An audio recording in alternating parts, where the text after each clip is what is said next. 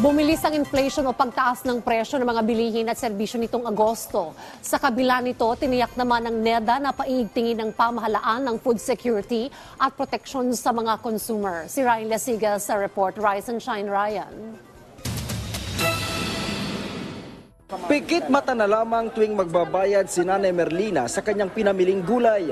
Sa taas kasi ng presyo, nasisira ang diskarte niya para makatipid sa pang-araw-araw. Kailangan pa rin kumpleto yun, kahit mahal.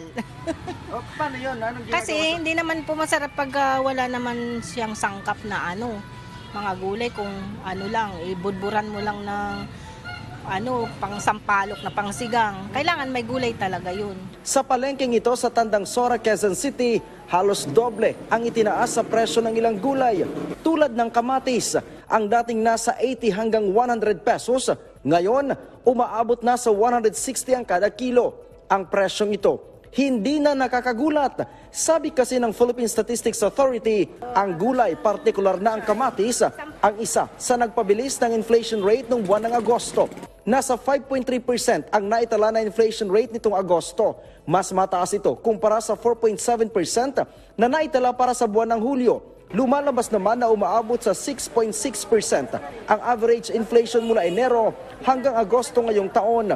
Sabi ng PSA, ang mabilis na pagtaas ng presyo ng food at non-alcoholic beverages ang pangunahing dahilan ng pagbilis ng inflation.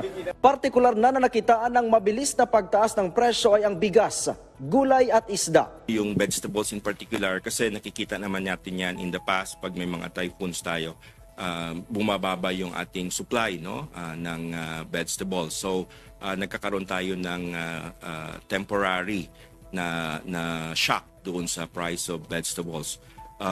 That happened of course nung last week of July, kasi talagang binaha yung malaking part ng ating bansa, particularly yung Region 3. Ang pangalawa namang commodity group na nakapag-ambag sa mas mabilis na inflation para sa buwan ng Agosto ay ang transport.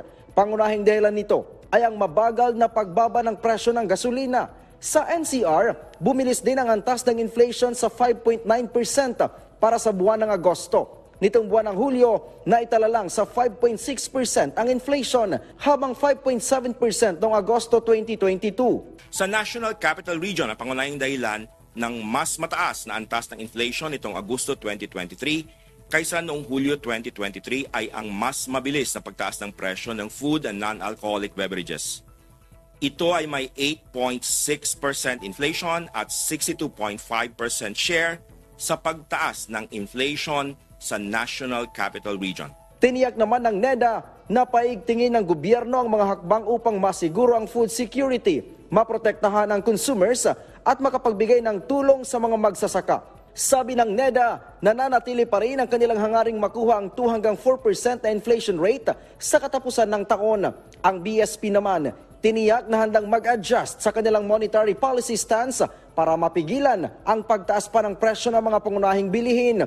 Pasok din sa forecast range ng BSP ang inflation rate ngayong buwan. Samantala, ipinaliwanag ng Bureau of Plant and Industry na isa sa mga dahilan ng pagtaas ng presyo ng kamatis ang paghagupit ng magkakasunod na bagyo. Pero tinututukan na ng ahensya ang pagpaparami ng supply kabilang ang contracting o pagtatanim base sa pangangailangan ng merkado o isang negosyo. Yung po ang ating i-produce, and of course using the technologies na naandito na. Tayo po ay may mga industry partners, mga private sector na kausap na ngayon para po mag-direct contracting ng ating mga produkto. So yun po sir ang aming mga hakbang. Of course, kung meron pa pong mga interesadong makipag-partner sa amin, makipag-collaborate, ay naandun din po tayo. By the way, yung mga post-harvest nga po pala na ating pwedeng gawin, like drying, yung pwede natin gawing tomato paste, ay nasa pipeline na rin po yan.